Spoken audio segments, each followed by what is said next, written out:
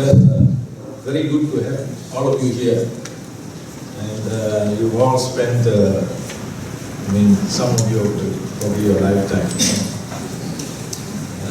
I see quite a lot of seniors here. Seniors like me. And important thing is not to give up. You ask yourself this question, tomorrow if you all decide to resign from the board, all of you get off. You will ask yourself whether your organization is any better. If your organization is any better, then you should ask yourself, I should have gone off earlier. But I think it would be a tremendous loss. If the answer is organization is probably not going to be any better. Because you add color to the organization.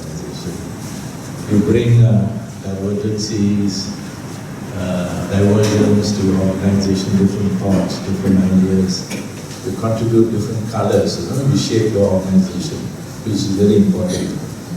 And I used to be here, and I see some illustrious people here who have written books on NGOs and non-profit, like William Wan there, he's sitting quietly, probably watching whether I'm performing or not.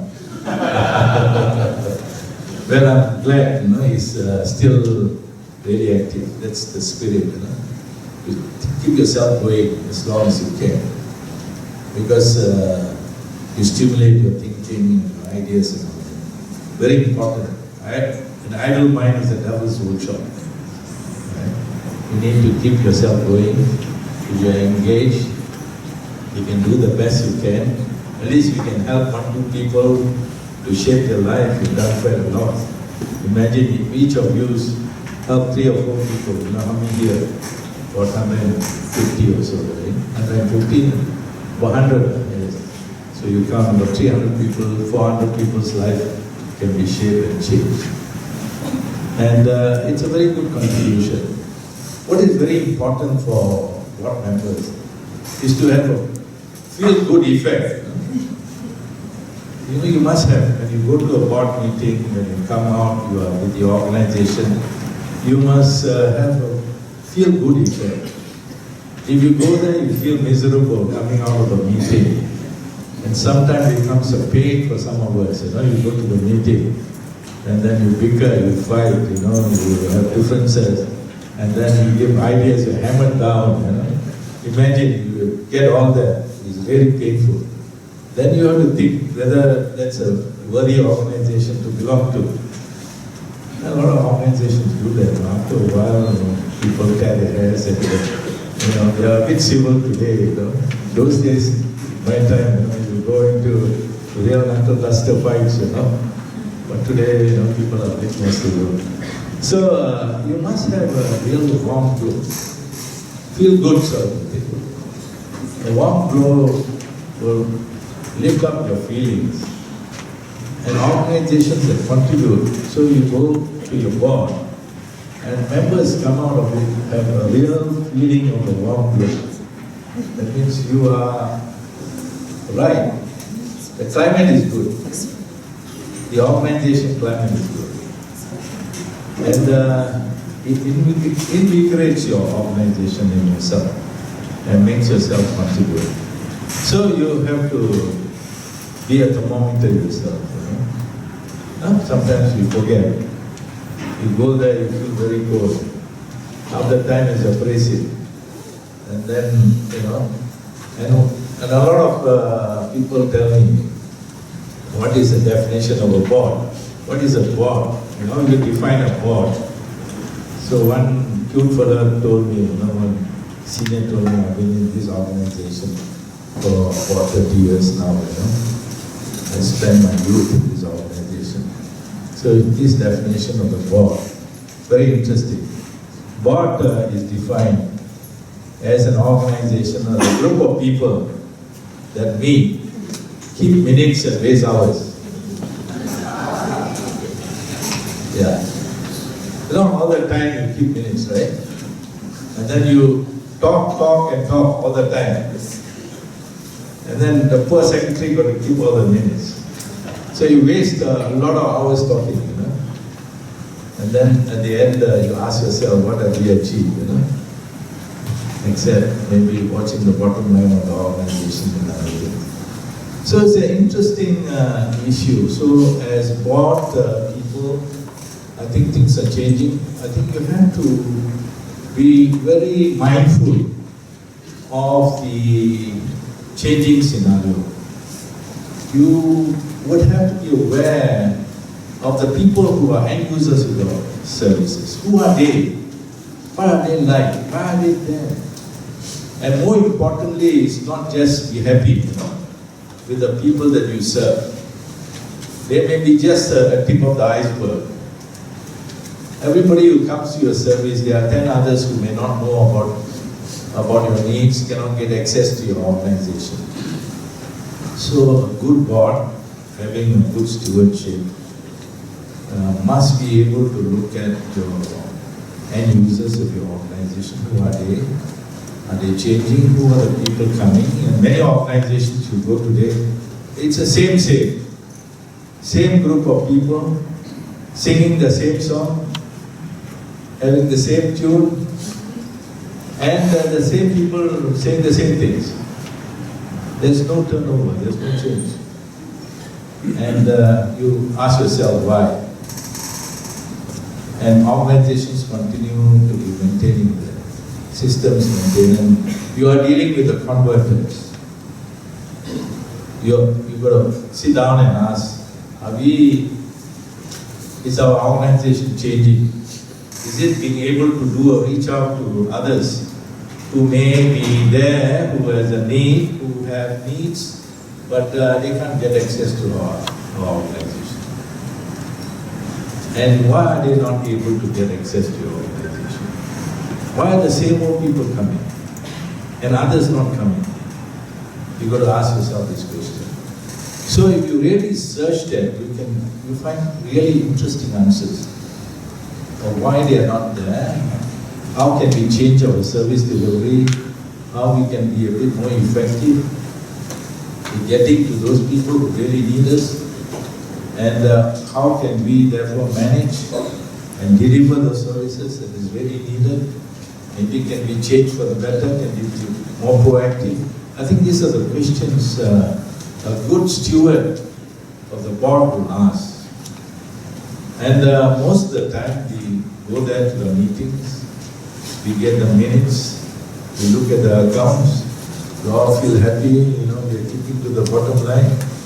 But then your numbers are the same, you're meeting the same old person, meeting your needs, and then you're not really growing, changing in responding to the changing environment. So you ask yourself, you are situated in a housing board, you're dealing with the seniors, why are all these same old seniors coming to your organization? Why are the seniors not coming? Maybe they don't like our face or the way that we deliver the services. So do we attend as good stewards to get really a fathom of a good understanding of the environment in which you serve? If you do that, then your organization becomes more versatile, more responsive, more capable of meeting those things. So you've got to do that. And that calls for good social analytics. So do organizations do an analysis, a real serious analysis of the end users and the changing environment? What are they? You're dealing with children. What are the changing needs of children? And how do they manage? What kind of new problems do they have? And what are the care and dynamics of the families in the care of children? So one effort to deal with it. You're dealing with women, you will look at the changing needs of women, changing environment, changing family pattern, the working environment, and how the opportunities they have. So these are some of the things that we need to look at. It's easier said than done, but it is a discipline that organizations must have in order that it can be versatile. And then you'll be then able to review whether you need to change your service direction, moving to really meeting the needs, new needs that are emerging for children, maybe for the seniors, for women, for the young professionals, and then for the older professionals. You know, with all these changes coming up, what can we do? And are we there? If we are not there, how can we help ourselves to be there? And what must we do to garner resources, maybe new people? The other critical issue is that in stewardship, most of the time, what happens is that we tend to be having a idea to perpetuate what we call a system maintenance. Things are going well, don't go and change, you know. This organization has been going for a long time.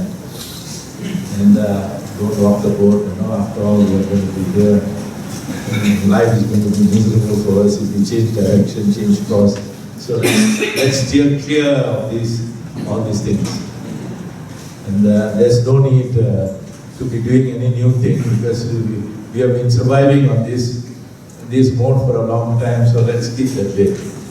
Even keel they call, you know, even keel, and then after that we hit a rock or something, then everybody begin to scramble and then look for safety and approaches to save the organization.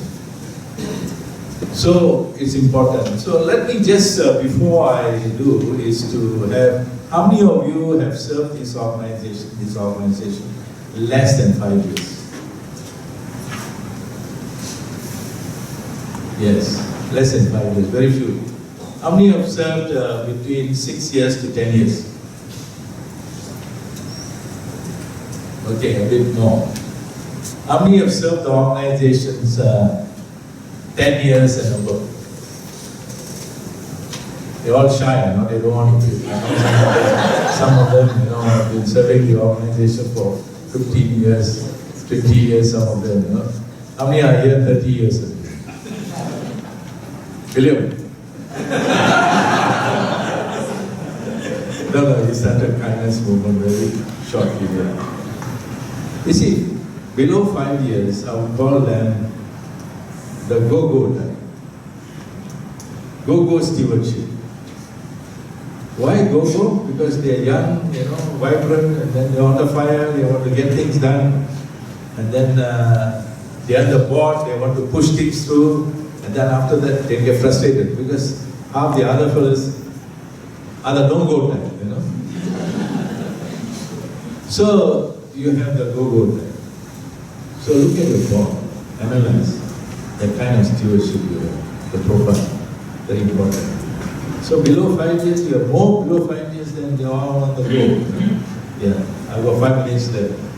But normally I don't stop at 5 minutes. You know?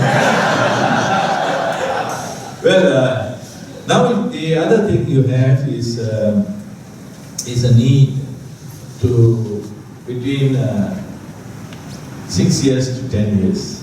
6 years to 10 years. And these are the go slow type. Go slow. Stewardship, go slow. Don't drop the boat. Be steady, you know, go slow type. And then 10 to 11 to 15 is a slow type. That's how it goes, you know, because we have been here a long time. So the stewardship is very slow type.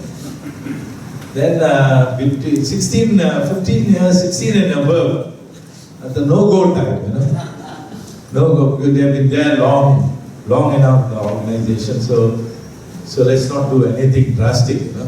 We have been here for already more than 15, 20 years, let's keep the organization as it is, shape it as it is, we're all there, we age with the organization, nothing very exciting to do, but let's keep it going. So it's a no-go. So you ask yourself, which do you belong to? Go type, go slow type, slow type, no-go type. So you do an analysis of your body. important to give them the feedback, where it's very good to make sure that there is rejuvenation in the organization. You have to bring in people. The board, what happens is that the burdens is always shared by a few people. Few active, you look around, in any organization, there's only about 3 or 4 people. The chairman, we've got no choice, he's sharing the thing, he's got to be active, right? Otherwise he won't be sharing, he'll be out of it. Next time around. Then you have the secretary, the treasurer. These are the 3 people. Maybe auditors at times, to check. But these burdens are shared with a very small group of people. Particularly non-profit. Hey, you do, you are a good man. Carry on, So, it's not shared, and then organization is only run by a few key people. The rest are all going to meeting, keeping minutes and being happy, and it's like a fellowship. Nothing wrong to have a fellowship, but sometimes you add like a fellowship. You forget about your organizational cause and all that. After a while, you go, and then the other side, they are the no-go stage. So it is important to be able to rejuvenate, you've got to bring in.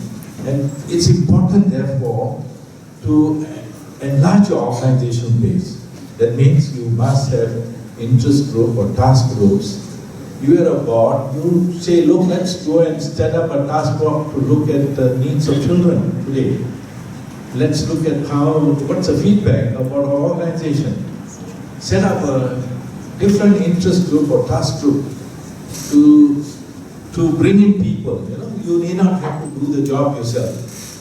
All you have to do is to be flexible enough to garner people, to enrich your organization by encouraging a larger group. So you got to ask yourself, have our organization been growing to encourage, to enlist in the process of diversification, and to be able to broaden our capacity, because sometimes we become too centralized.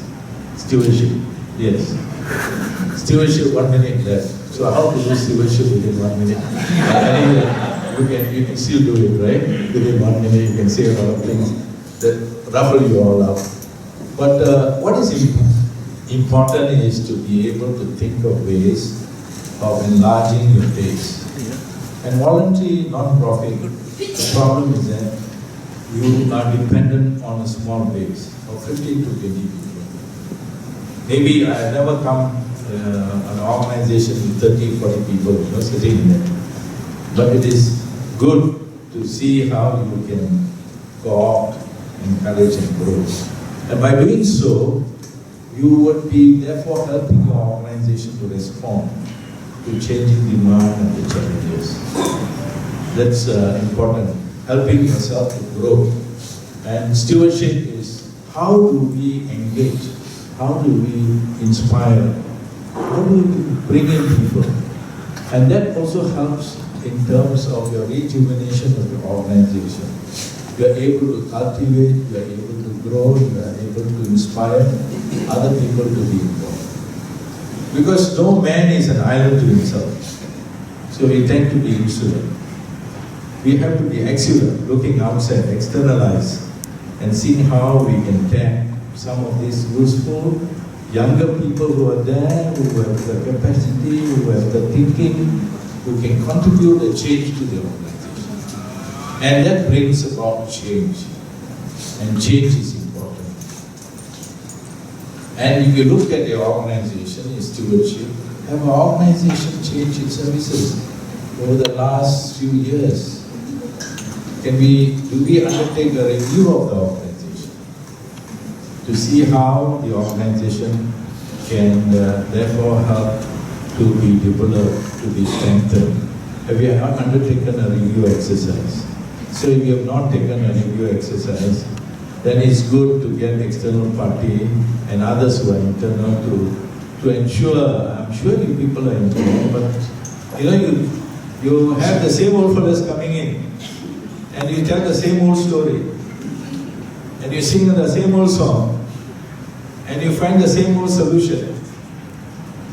And then you are all happy, you look at each other, everybody is happy, I'm still around, you're still around, at least I am able to see you tomorrow, so you're still there.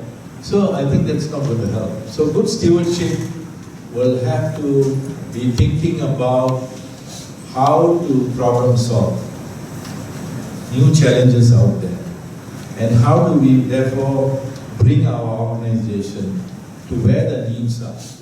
And not getting needs to your organization, waiting for people to come. I think life has changed. Because there are a lot of issues out there in the community, in the heartland, in different places. You can respond to those things. And you are responsive. Then you are therefore helping in stewardship, making your organization more dynamic, more responsive, more highly geared in solving problems for which you exist. And maybe perhaps changing your mission, changing your organization service delivery, and bringing the right people into your organization. And that is a tremendous challenge that you need to face. Before you go, let me just present the slides. Yes, Stacey? Yes, before I wrap up.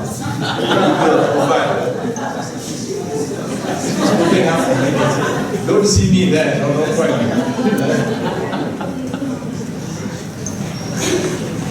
Okay, board size, 10 members. You look at that. Now, the medium is about 10.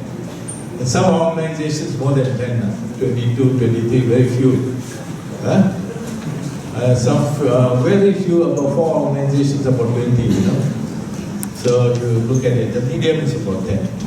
So maybe you represent about the medium, but that's what it is. Now, most members fall between 40. How to enlist them or to encourage them, very important. The last one is 61% have succession renewal plan. But this figure, when you ask the board member, they will tell you, yes, we like it, Is Dr. Vasu's presentation good or not? I ask you. Obviously, you say, if I ask you this question, you say yes. Yeah, I want to go, You want to give me face, right? I'm sure you all good, bright enough, intelligent enough, perceptive enough to be able to do the analysis. If your figure falls below about 30-40%, bring in, inspire people, then your organization become alive, and on the fire, and on the move. That's what you want to make your organization. So you want to make your organization a bit go-go type, a bit go-go type. Don't do too much go-go because then you lose your weight and you lose your size and then you may fall. So I think that's about all. I have the time to share.